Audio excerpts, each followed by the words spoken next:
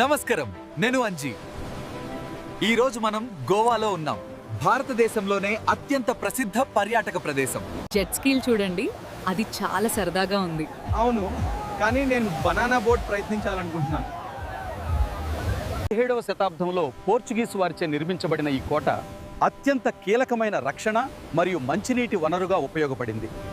గోవా ఆధ్యాత్మిక హృదయం basilica of balm Jesus 400 సంవత్సరాల యునెస్కో వారసత్వ ప్రదేశం. బసిలికా ఆఫ్ బామ్ జీసస్ కు స్వాగతం.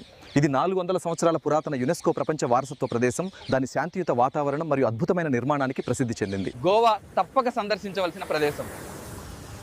తదుపరి కావాల్సిన ప్రదేశంపై లైక్ చేయండి, షేర్ చేయండి మరియు కామెంట్ చేయండి. Please subscribe Anji AP. I will be in front of you with another video tomorrow. Your Anji.